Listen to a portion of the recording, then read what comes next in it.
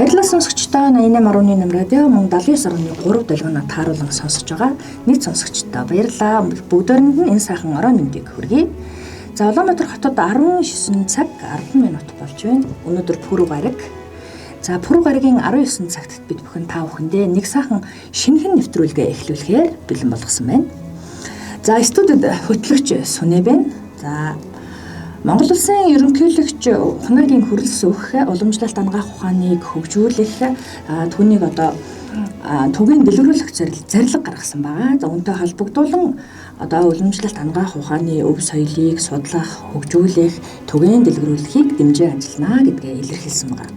Үүнтэй холбогдуулан бид нар уламжлалт ангаах ухаан, онол, мэдлэг, эрүүл аж төрөх ёсны гайхамшиг, түүнийг таниулах зорилготой эрүүл мэндийн энэхүү сайхан цуврал нэвтрүүлгээ эхлүүлэхдээ таатай байна.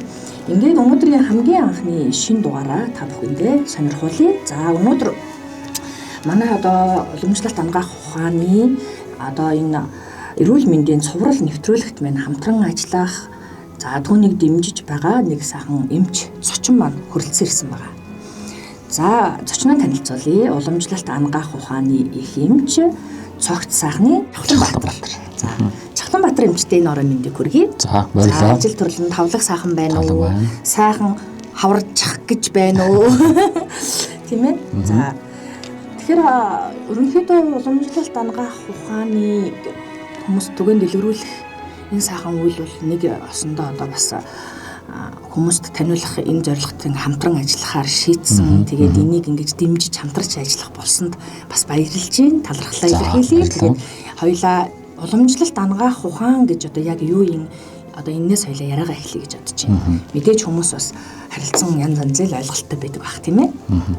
За энэ хүү нэвтрүүлэгт бид нар ингээд урьж хамтран оролцож байгаад үйл ажиллагааг ингээд дэмжиж ажиллаж байгаад маш их баярлалаа. Танаа ингээд бэмээ хамт олонд ажлын амжилт хүсье. За уламжлалт ангаах ухаан гэхээр их өргөн хүрээний ойлголтын. Одоо улс үндэстэн болгонд өөр өөрийн одоо уламжлалт ангаах ухаан гэдэг шиг бидний ойлголт одоо тухайн үндэстний өөрийнх нь одоо өв соёлын шингэсэн тухайн одоо орон нутаг улс үндэстний хүн амдаа яг тохирсон им эмчилгээтэй онцлогоотой нэг ийм тусдаа ийм өөрийн нэг өрмөц ангаах ухаанаар бий яваад байгаа байхгүй.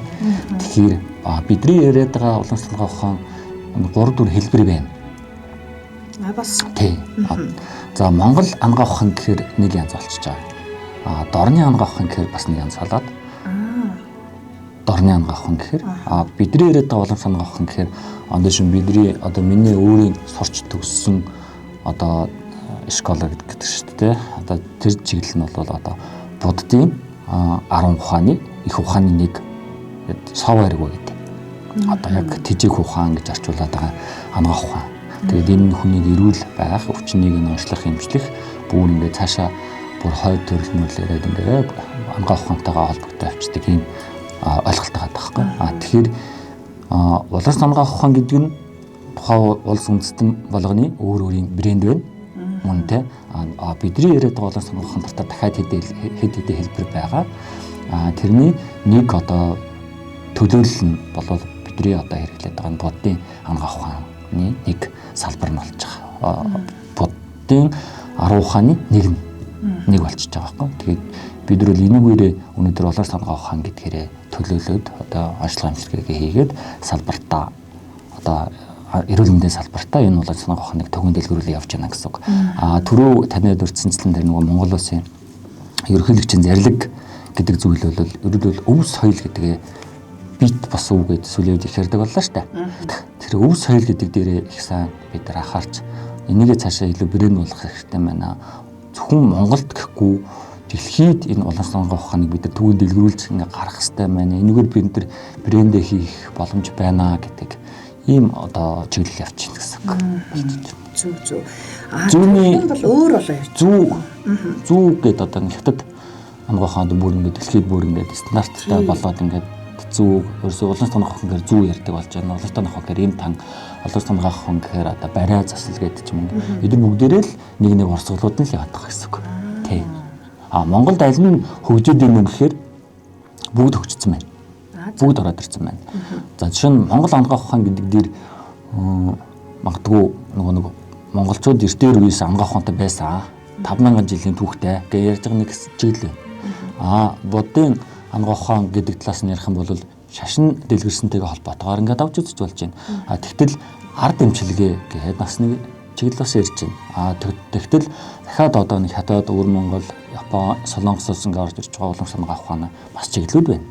Тэгвэл бүр Орос руу одоо шинэ Узбекистан гэдэг улсад байсан баха. Одоо Азийн уламжлалт ангаа ухааны төв гэж ингээд бүр ингээд төлөөлөл маш том байгууллага тэнд байна гэж бас сураг ингээд очиж үзээгүй л дээ ингээд ярьж байгаа байхгүй. Тэгэхээр уламжлалт ангаа ухаан өөрөө их тийм түгээмэл одоо их олон хэлбэртэй ингээд байгаа даа. Тэгэхээр манай Монгол улсууд бол бүгд байгаа гэж байна. Тийм бүгд. Тэгэхдээ сургалтын байгууллагууд манай одоо өөрийн өв соёл яг манай уламжлалт гэхээр ялгаа яг онцлог юмнуудыг өшөө жоохон дэлгэрэнгүй хэлвэл ард эмчилгээ гэдгийг л одоо Монгол ангаа ухаан гэж ойлгох гэдэг л да. Ард эмчилгээ. Тэгэхээр одоо юу гэдгийг нар сарыг дагсан байгалийн улирлынхаа энэ хувирлын өршөлтийг дагсан монголчуудын өөрсдийнх нь тэр ахуй соёлтой одоо холбогдсон энэ бол яг өөрийн өв соёл нь бол уламжлалт ангаа ухаан байна гэж үзэх гэдэг юм гэсэн үг. Тэгэнгүүт энэ нь онолтой маа онолгүй маа одоо ингэж садар номтой номгүй гэж ингэж маргаанууд зөндөө байгуу маш олон хэлбэрээр гарч байгаа байхгүй. Тэгэхээр ер нь бол уламжлалт ангаа ухаан гэж юуг хэлээд юуг ойлгох юм бэ гэвэл соцороо одоо уншилж байгаа онцгой 3 аргатай. Тэгээд энэ тан одоо энэ байгаль дээр ургаж байгаа эмт ургамлуудаас ахуулаад бүгдийн яг нь тухайн хүнийг онцлоод дэмжлээд ингээд байгалыг ашиглаж байгалаар өөрөө өөрсдөө идэх байгалаа дагсан амьдрал соёлд нь хүмүүсийг өөрсдөө тасан зохицуулах энд нь хүнээ ингээд дагуулж дэмжлэх ийм л ухаан яваад байгаа гэсэн үг байна. Тэгэхээр яг цоошин юм биш байхгүй юу? Энд чинь Монголд хүн хаана хизэнээс амьдарч эхэлсэн бэ гэдэг ч юм уу хүннүү гүрэмж гэдэг юм уу тэдэндээс өмнө гэдэг юм уу за одоо шин утганд ингээд хайрхан их гарвал хамгийн анх хороо газар байсан ч гэдэг юм ингээл дээшээ хөөвлөх юм яваалах юм билээ. Тэгэхээр тэр бүгдд яасан бэ гэхээр уламжлалт ангаа ухаан буюу Монгол ангаа ухаан бэж гэж ярих гэдэг байгаа байхгүй. Тэгэхээр аль нэг тал руугаа туйшрахгүйгээр талцахгүйгээр өнөөдөр онолтой онцлогоотой яг ингээд зарчимтай ингээд өв соёлын хэмжээнд ингээд бүхэл цогцоор явж байгаа ангаа ухаан нь бол бидний одоо хөгжүүлсэн биднэрт өвлөгдөд дамжиж ирсэн нь бол нөгөө маарам гэдэг нэр томьёогоороо отож тий маарам гэж явдаг тэр нэр томьёогоороо дамжиж ирсэн тэр соёл л байгаа хамгийн хүчтэй тий. Тэгэхээр ер нь бол яг ингээд саяны өөрөө чи ярьж байгааг сонсохоор бас айгүй олон талтай маш олон Монгол нь арай өөр одоо ингээд тэгт Солонгос өөр болоо явчихсан л да. Тэгэхээр мэдээж бидний одоо яг ойлгож байгаагаар бол энгийнээр одоо уламжлал ангаах ухаан гингүүт за нэг зүү төнөөр барай тий бид нэр одоо нэг барай хийлгээл шар туссан барай сүүлэн барайч гэдэг үлээ тий хийлгүүлээл нуруу өвдөнгөт бариулдаг ч юм уу за дөнгөт нэг ямар ч хэсэн зүү төнөөр гэж мэдж байгаа юм за инглиэр бол за тан удаг тий тан удаг гэж мэдж байгаа юм ерөөсөө энэс цаашаа ойлголт бол ерөөсөө байхгүй тэгэнгүүт уламжлалт ангаах ухаанаар эрүүл байх бол боломжтой тийм ээ энийг бас мэдэхгүй тэгэхээр зүгээр товчхон хэлэхэд уламжлалт ангаах Монголын одоо энэ уламжлалт ангаах ухаанаар эрүүл байх яг ямар боломж вэ? Ургамлаа уугаад ах юм уу? Тэр уул хаднаас түүж ирээ. Одоо бол бас харьцангуй хүмүүс бас маш их уудаг, хэргэлдэг бас болол байгаа. Гэхдээ бид нар ойлголт бол үнэндээ байдаггүй. Тийм. Ойлголоо. Ер нь бол уламжлалт ангаах ухаан гэхгүйгээр хүн өөрөө эрүүл амьдрах боломж нь хүнд өөрт нь байдаг. Зөв. Бас тийм. Уламжлалт ангаах ухааны мэдлэгтэй болчих юм бол одоо бидний энэ одоо нэвтрүүлгийн гол зорилго бас тийм байхгүй шүү. Уламжлалт ангаах ухааныг зөв танин мэдээ. Уламжлалт ангаах ухаанаар эрүүл бай, эрүүл мэндэ одоо дэмжиж, өвчнөө сэргийлье. Энэ бүх агуулга биднэрт одоо байна. Уламжлалт ангаах ухаанд байна гэж. За тэгвэл дөрвөн өвчнийг үүсгэх тэр нөгөө нэг одоо сөрөг гэх юм уу? Өвчнийг үүсгэж байгаа тэр нөхцлүүдээс л бид нар хол байх гэх юм уу? Тэр өвчин сэргийлэх. Тэр өвчин сэргийлэх өвчин гэдгийг үүсгэж байгаа тэр нөлөөлөд байгаа өвчин зүйлийг л бид нар яах нь сэргийлчих. Тэгэхээр болоо. За жишээ нь байгалаа дагсан амьдралыг би одоо миний хамгийн их гол хэлдэг зүйл байгаль нар дагсан амьдрал. Өглөө нар гарлаад босно. Ороо нар шингэлээ унтна. Тэгэхээр нөгөө товчхондоо өрөө өгшиг болох юм бол юу вэ? Өдөр идээд шөнө унтах гэдэг. Бүх байгалийн амьтад өөр юм биологийн цагтай байхгүй. Тэгэхээр хүн одоо юу гэдэг араатай амьтад хоёрын хооронд араатай амьтад шүн ангуучлаад шүн одоо юу гэдэг хоолундаа хайхаа явж байгаа хүн шүн унтчих хэвээр. Өдрийн идэвхтэй амьдралтай жишээ нь. Яг энийг л дагчих юм бол бид нар байгаль ихээс хаашаач гарах гэжтэй. Тийм. Тэгээ тэрийг өөрөө ойлгочих юм болчих гээд байхгүй. Тэгэхээр энийг ойлгоод өөрөө өөрийгөө мэдэрчгэл юм бол хүнд өөрөө өөртөө тэр нэг өвчнөөс сэргийлэх, өвчнөө ялан дэлэх гэдэг юм өвчнгүй байх боломж бүх гаргалгаанууд нь энд байгаад байгаа гэсэн. Тэгэхээр энэ мэдлэгийг тулгаарч байгаа хаа цогцоор нөгдөг гэсэн. Бид нар юу идэх ёстой юм? Хизээ удирлыг халуун хүүтнийг гадаа энэ цаг удирдал өөрчлөгч чинь бид нар дагаад хуцнараа яах ёстой бүгд юм тий. Тэгэнгүүт сэтгэл зүй яаж байгаа юм? Сэтгэл санаа ямар байвал хэтрээд байгаа, ямар байвал буруудаад байгаа, ямар байвал бүр ингэж штэ би сэтгэлийн үйл нь бүр хэтрээд ихсэн гэж байгаа байхгүй. Тэгээ бүр багсаад ингээ ярихгүй л байгаа юм бол шинэ өвдөн гэж байгаа. Тэгвэл буруу ярих одоо хараалаа өгмөх ч юм уу тий. Худал мод хэлдэг ч юм уу гэдэг. Тэр биеийн сэтгэлээрээ бид нэг өвчнөөс сэргийлэх, өвчин үүсгэх бүх юм аа өөрөө л удирдах юм л гаргалгаа болоод байгаа байхгүй.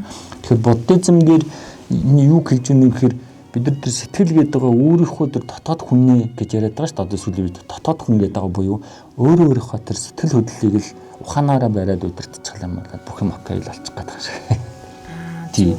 Ингээд цаашаа нөгөө эрүүл байхын тухай ярихаар цаашаа сэтгэл зүйрээ орно. Би хэл сэтгэл гэдэг юм дээр бүгднгээр нь тулгуурлаж авч үзэж байгаа. Байгалаа дагсан амьдралаар амьдрыг хүн ёсныхаа хүнийхээ одоо энэ хүн гэдгийг өөрөө ойлгоод тэгээд тэндээ л тасан зохицол амьдрах юм байна зүг болчиход байгаа байхгүй. Энэ дээрээс л уламжлалт амгаах эхэлчихэж байгаа. Тэсэн. За ялглаа.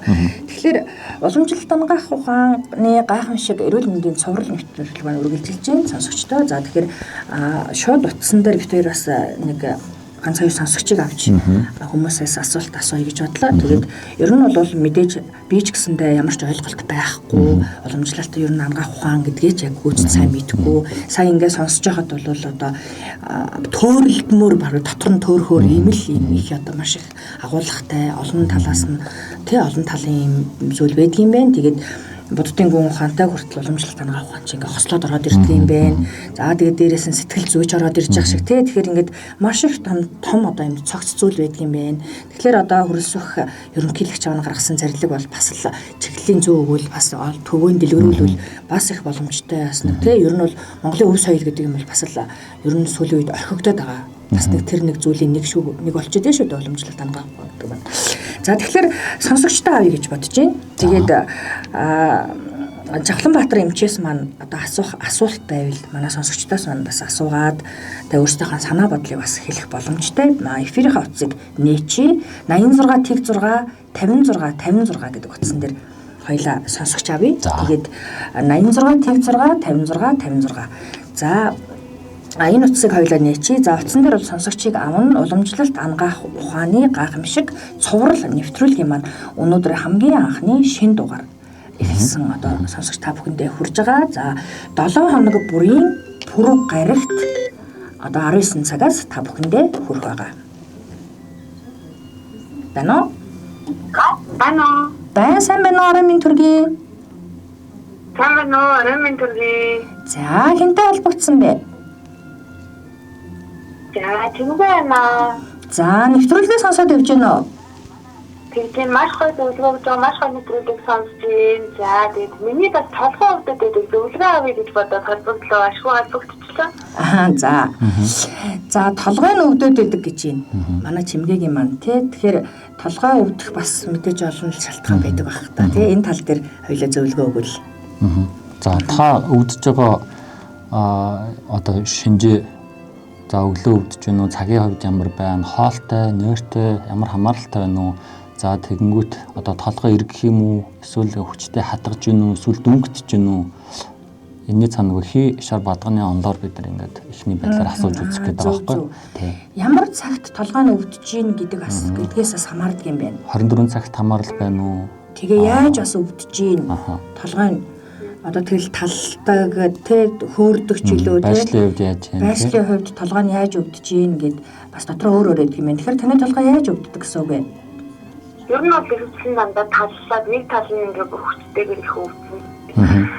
нэг өвдөлтөөр нөгөө нэг юм мэдрэлийн нэг мигрен гэсэн үг байна гэдэг. Тэгээ ядарч матрахаар зөвхөн нойргүй анхаар бүр илүү хөвддөг. Тэгэхээр нойртой хамаараа илүү хамааралтай болж байгаа юм байна. Тэгээд тогтсон нөгөө нэг удаан хугацаанд өвдөж байгаа тэр өвдөлтийг бол мигрен гэдэг машин дээр авч үзсэн байна. За толгойнхоо мэдээллийг радиогоор хүлээн аван сонсорой чимгээ. Маш их баярлалаа. Яг өнөөдөр явж танаа хамт олон баярлалаа. Зөвлөгөө өгч байгаа юмштай баярлалаа. Баярлалаа. Тэгэхээр толгой тэгэхээр дотроо их олон. Одоо манайхан чинь олон санаагаа нэмж гэхээр л нөгөө барих тухай хэлж шүү дээ. Тархин дөргсөн дөргөөгүй гэх юм. Тэгэхээр энэ цаг нь ямар вэ гэдгийг өглөө өдөр ороо. Шүн дунд өвдөж ивэл нэг өөр. Өдөр дунд өвдөж ивэл илүү нэг халуун цусны одоо эргэлттэй холбоотой бол явчихж байгаа байхгүй. Мэдрэл дээд судас тал руугаа болох юм бол одоо нар шингэсний дараа, нар мандсны дараа өвдөх юм бол энэ дахиад ялгаагаар авчих. Тэгэхээр уламжлалтын яг мэрэгжлийн эмчэд ингээ хандаад энэ асуудлыг шийдэх боломжтой гэж үзэж байна. Хоолттой бас холбоо байдаг байхгүй. Тэр мигрен гэдэг шиг мигрен гэдэг нь болохоор аншин. Мигрен гэдэг нь одоо толгойн дээр дасралтгүй өвдөж байгаа өвдөлтөн дээр тавьдаг аншихгүй. Тэгээ уламжлалтаар бол мигрен гэж хэлэхгүй л дээ. Дуугийн би хааж мэддэггүй энэ утасны. Тэгээд за нойртой холбоотой ихэр шүн унтаагүй нойр алдсан үед өвдөлт нэгсдэм биз дээ тий. Тэгэхээр энэ бол нэг илүү том хий талруугаа бас бол явчихдаг байхгүй. Одоо нэг хий бадган шав бадган гэж байгаа. Одоо махан одоо биен дээр нэрх юм бол мэдрэлийн судас, цосны судас тэгээд дахиад хийн судас гэж орон түвшинд авч үзэж байгаа. Энэ хийн судас бол зөв уламжлалтын эмч нарын л одоо даваа тал. Энийг зөв уламжлалтын эмчил оншилж эмчилж байгаа.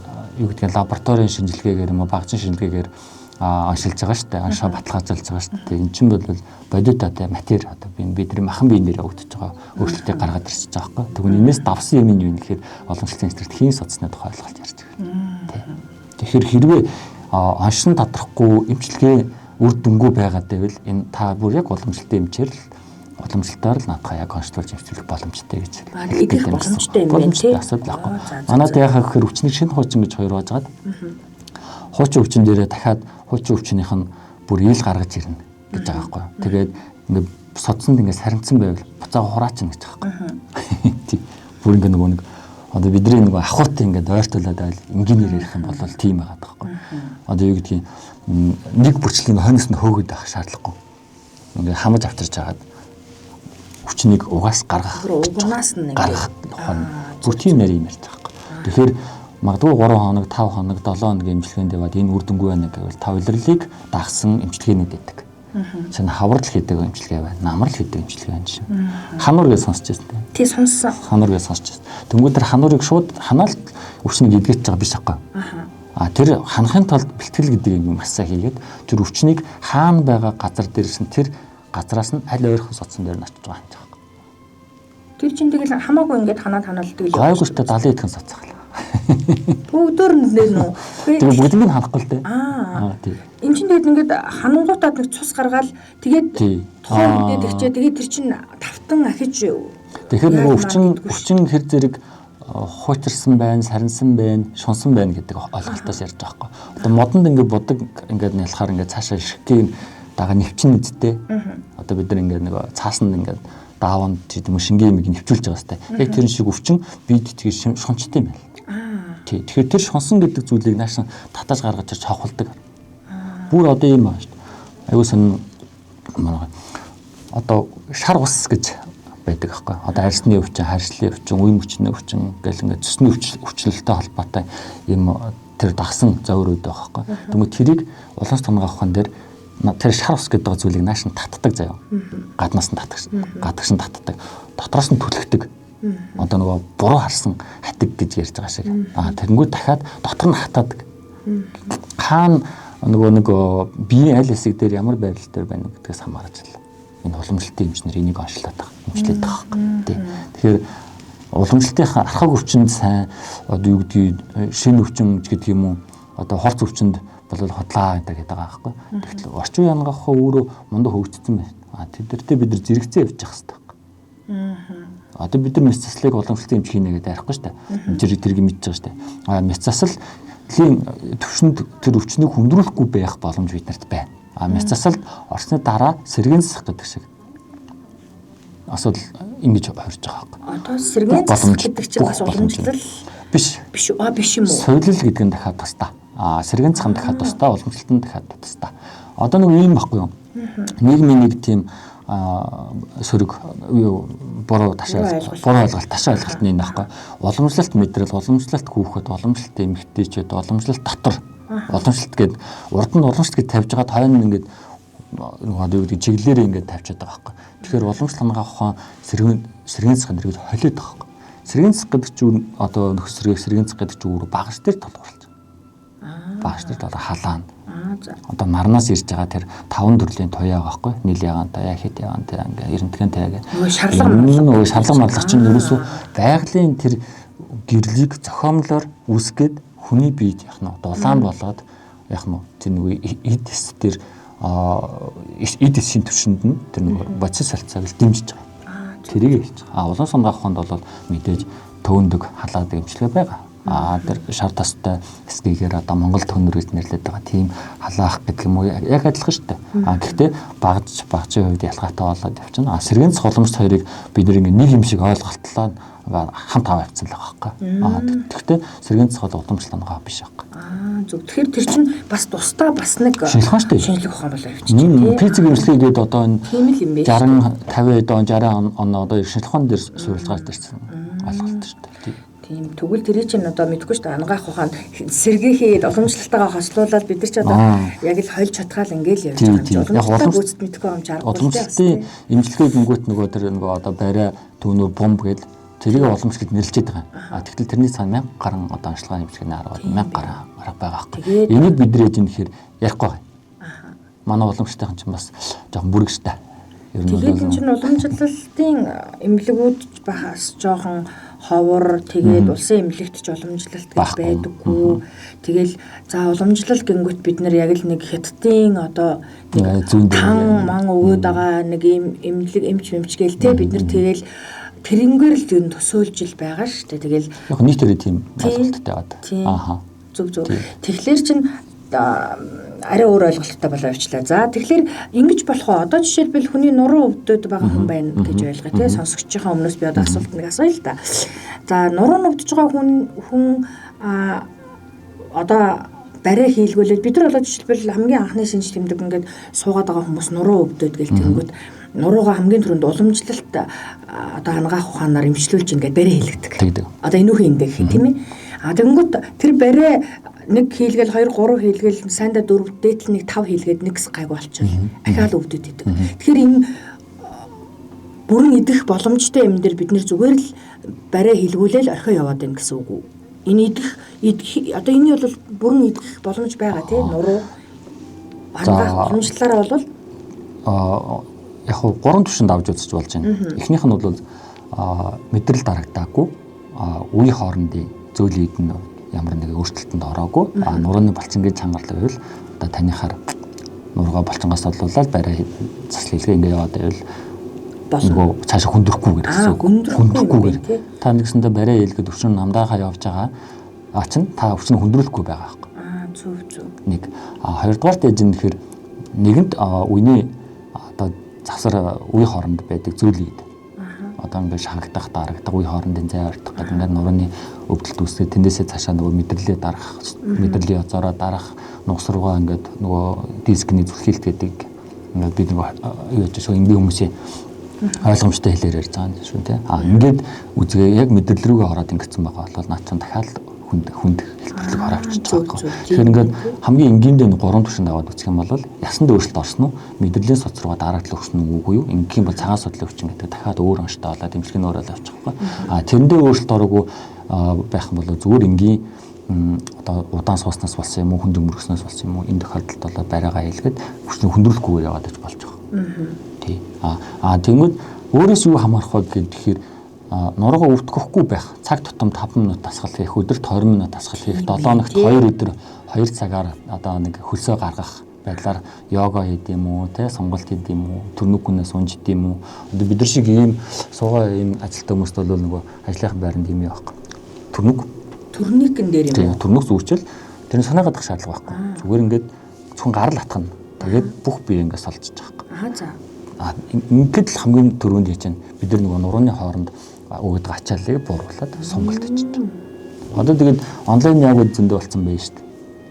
Тий. Нуруу өвддөг хүмүүс хийх дасгал зөндөө байна. Спортын төрлөөс бол 7 хоногт ядаж 2 цагаар хөлсөө гарах гэдэг байна. Тийм. Хөлсөө гас тий. Манайд одоо тэгээд дасгал хийхгүй болохоор чинь аргагүй л тий.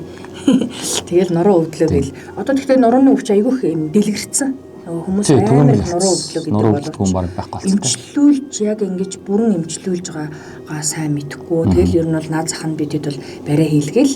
Тэгэл тухайда гайг болчихгоот нөө ингээл болцсон гэж явж идэг. Ер нь тийм л байгаа шүү дээ. Тэгэхээр одоо гадуур чинь нөгөө нурууны асуудлыг их ярьдаг болсон байна. Барайцлын газрууд их болсон байна. Уламжлалын эмнэлгүүд ч гэсэн нурууг эмчлэн одоо зөв эмчлэн төөнөрөөр эмчлэн зүгээр эмчлэн гэдэг юм ингээд нуруутай холбоотой маш их асуудал үүссэн байна. Ер нь бол эргээд өөрлөгөө харах юм бол би яг нуруугаа хамгаалахын тулд өртөхгүй тулд юу хийж яана гэдэг хуучин өөрөө нэг бас хандчмаар л өөрлөгөө нэг харчмаар байгаа байхгүй. Зүгээр энгийн штий. Энгийн штий дэше харж хэвтэл нэг 15 минут за болоо 10 минутанд зүгээр хөнгөө хийдэг тасгалаа зөндөө байж байгаа штий. Тийм шүү дээ тийм. Тэгэхээр тиймэрхүү хөнгөн тасгалуудыг хийгээд байвал одоо сангаа ухаан гэхээр барай засалт хийлгэснээрээ та өвчнөө хүндрэлгүй байх боломж бас байгаад байна шүү тий.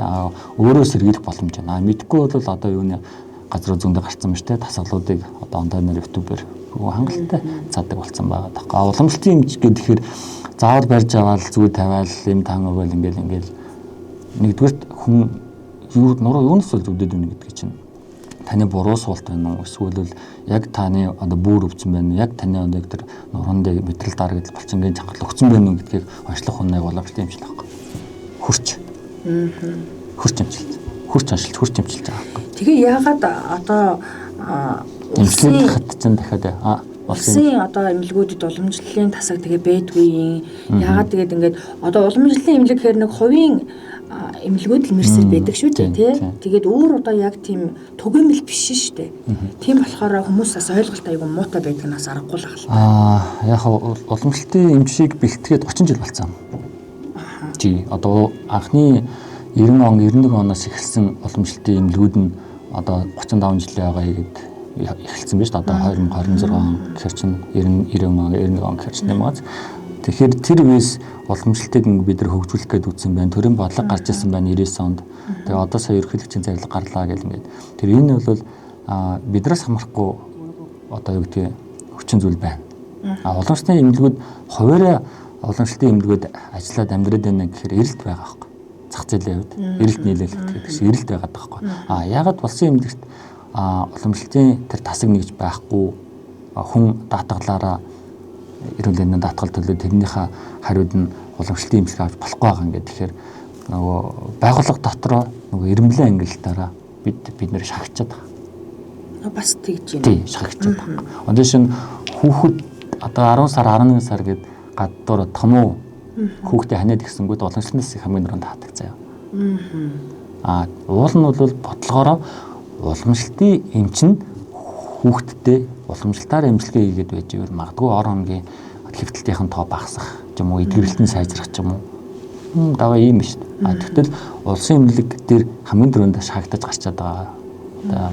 Цаана нь яаж юм гэхээр санхүүгийн л асуудал ярьж байгаа. Ер нь бол дангаах ухааны цуврал одоо эрүүл мэндийн цуврал нэвтрүүлэг маань ерөнхийдөө 7 хоног болгоны 19 цагаас үргэлжилнэ. Тэгээд Чавланбаатар эмч маань ерөнхийдөө сонсогчд маань бас одоо ингэ мэдээлэл өгөөд дараагийн дугаар дээр ч гэсэндээ Чавланбаатарын эмч маань өөрөө бас оролцоод ингээд хоёлаа дараагийнхаа сэдвүүдийг гаргаад ингээд нэвтрүүлэг үргэлжлүүлээд явна. За тэгээд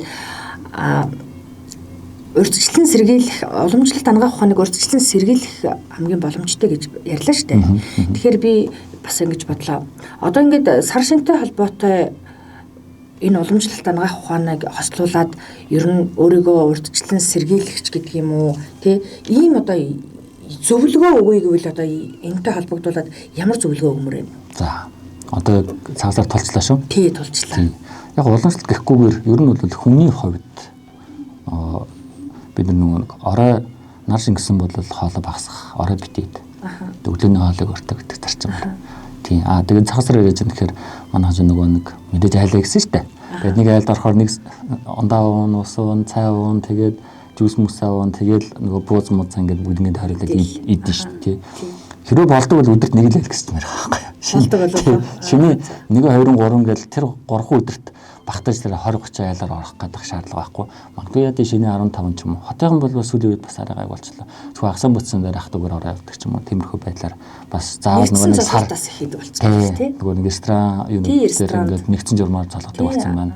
Соёлтой болж байна. Тэгэхээр энэ дээр манайх уламжлалт гэхгүйгээр ер нь хүн талаас ингээ харах юм бол бид нэр нар шингэсэнд бол хоолонд идэхгүйгээр аль болохоор хоолоо багасгах хэрэгтэй. Дотор өвчин бүгдийн эхлэл нь хоолоо буруу идснээс л олчих гэдэг байхгүй. Тэгвэл цагаан сар маань яаж чинь гоё баяр биш сүлдээ яаж чинь харлагны баяр шиг олчих гэдэг. Одоо наадам сахаас тэрэл нөгөө өвчлөл нас оролтож ихсээд байгаа. Бүр яг 7 сар мардан нөрөлөл амар. Тэр нөрөлж ирханы өвдөлт дотор архиугаад мах идж байгаа, хорхог идж байгаа. Тэгэл уул нь бол хорхог 100 идэхэн зүг бохгүй. Цагаан сараар буузаа идэхэн зүг бохгүй. Махыг хөнгөн болгож идэж байгаа байхгүй. Тэгвэл хоньны махтан бууз одоо 3 сард 4 сард хаврын улиралд хоньны мах идчих хэвээр. Тэгвэл ангаар нь махаа идэхээс илүү тэр бууз хэлбэрт оруулаад жигэн жоо хөнгөн чанартай болгож идэж байгаа. Аюу сайн. Маш зүг. Гол нь юм гэхээр далимд нь мах юм идчих таахгүй. Тэ. Ороо ингээд 10 11 цаг 12 цагт одоо ингээд ирээд үзүүлж байгаа хүмүүсийг харахад шүн унтахаа өмнө ерөөсөө тэгэл хөргөгч бол байнга л тараг мар жүүс бүгдийг оролцох айлж байгаа оролцож байгаа шүү дээ. Хар тийм. Тий. Тэгэхээр тараг йогурт за жимс тараг хоёр хоорондоо зохицохгүй юм шүү дээ. Хоорондоо нэг хольж идчихгүй юм. Энэ хоёр байна. Загасны мах байна. За өндөг байна. Өндөг. Тэгэхээр ч л одоо загасны тунаа загастай өндөгтэй салаатаа хийгээ. Тэгээд нөгөө мандагаа хийгээл идчихтэй. Хэрвээ салаад идэх гэж байгаа бол хэрвээ болдог санаагаар алдаг болол өдөр л идэх хэрэгтэй байхгүй. Салаатыг хоолны дуршил одоо хоол идэхийн өмнө баг хэмжээтэй яах нь хоолныхаа дуршил үүсгэх ходоодоо ингээд нөгөө бэлдэх зорилгоор гой амтлагаа болгож идэх хэрэгтэй болохоос биш төмөн дөрөн зурчингуудаа цаатглаа идэж болохгүй. Салаад чинь тийм байхгүй. Салаад зурч юу вэ гэхээр зүгээр хоолны дуршил үүсгэж байгаа хоолны өмнөх бэлтгэл ажиллах. Тэгэхээр сонь байна. Тэгэхээр одоо айлын ширэн дээр ингээд хүмүүсийн селфи харж байгаа чинь бараг л багтаа 5 салаад л өнгөнгөөр нь алаглалаад тавьсан байхгүй. Тэр нь зөв байхгүй. Бүгднгээс нь битээ байхгүй. Ширэн дээр 5 алийн идхий, алийн идхийн тий нэг дор идэхгүйгээр ядаж нэг ярьсан чинь хин чамаар заалгаж идэв ингээд уурлаад байсан. Бас л тэгэл ахал та. Яг нь энэ бол уламжлалт ангаах ухаан гэдэг тийш хандж гин нэлээ хоёлоо бас ярьлаа. Тэгээд утас бас дуурайд олон сонсогч авч хоёлаас амжихгүй байна тий. Ер нь бол ядаж нэгээс хоёр сонсогч бол нэг хоёлоо нэвтрүүлэг дээр аваад байвал гэж бодож байгаа. Тэгээд өнөөдрийн хувьд хоёлоо бас нэлээ хүмүүстэй анхны мэдгэдэгтүүнийг бол ямар ч гэсэн өгсөн байх гэж бодож байна. Тэгээд 88.8 радио 70.3 долгионоо тааруулан сонсож байгаа нийт сонсогчдоноос тодорхой хэмжээнд жоохон ч гэсэн мэдлэг авсан байгаа. За пүрэв гариг бүрийн 19 цагаас бид одоо уламжлалт ангаах ухааны гайхамшиг буюу энэ сайхан эрүүл мэндийн цуврал нэвтрүүлгийг та бүхэндээ одоо хүргэн. Өнөөдөр бол бид хоёр хамгийн анхныхаа шинэхэн дугаарыг хүргэж байгаа. Алдаа оноотой байгаа байх. За тэгээд ерөнхийдөө бол цаашдаа ч гэсэндээ та бүхэндээ яг одоо энэ уламжлалт ангаах ухааны талаар илүү дэлгэрэнгүй та бүхний маань яг сонирхсон одоо тэр асуултанд хариулаад тэ илүү одоо мэдээллийг бид нэр төвөн дэлгэрүүлэх болно гэдгийг бас сонсогчтой хэлмээр байна. Ерөнхийн нэг гол зорилго маань та хэлжлээ. Уламжлалт ангаах ухааны талаар ойлголттой болж байгаад бид нар өөрсдөө өвчин сэргийлэх боломж, өвчнөө уламжлалтаар онцлуулах, эмчлүүлэх боломж байна. Уламжлалт ангаах ухааныг төр засгаас ерөнхийлөгчийн зарлиг гараад ингээд хөгжүүлж байгаа. Хөгжүүлэхийг ингээд зорьсон байгаа. Ер нь бол яг эрүүл мэндийн хуулинд орчин цагийн ангаах ухаан, уламжлалт ангаах ухаанаар хослуулаад зэрэгцүүлээд тэгээд авч явна гэдэг нь бол гарсан мөртлөө яг цаашаа юм өргөн агуулга байгаа шүү гэдгээ бас ярьж таниулж мэдүүлж ямаар байна гэж бодож байна. Тал талаасаа хичээж гэдэг шиг тийм. За ойлголоо. За баярлалаа Чахланбаатар эмчээ. Тэгэхээр өнөөдөр хоёулангийн маань ярилцлагын цагийн түрээд өндөрлж гин. Үнэхээр сайхан сонирхолтой ярилцлага өгсөн, зөвлөгөө мэдээлэл өгсөн. Танд баярлалаа. Хоёулаа дараагийн 7 хоногийн пүрэв гаригийн 19 цаг яг энэ цагтаа хоёулаа эргээд уулзъя. Тэгээд дараагийнхаа сонирхолтой илүү одоо дэлгэрэнгүй мэдээллүүдийг авах хүсвэл тухайн цагт бидэнтэйгээ хамт байгаарай. 88.8 радио 70.3 долгионоо тааруулан одоо сонсож байгаа нийт сонсогчдоо баярлалаа. Бүгдөөрэнд нь ажлын амжилт хүсье, бүгд эрүүл байгаарай гэдэг ийм сайхан зүйлийг хэлэх хүсэж байна. За баярлалаа. За баярлалаа. Баярлалаа.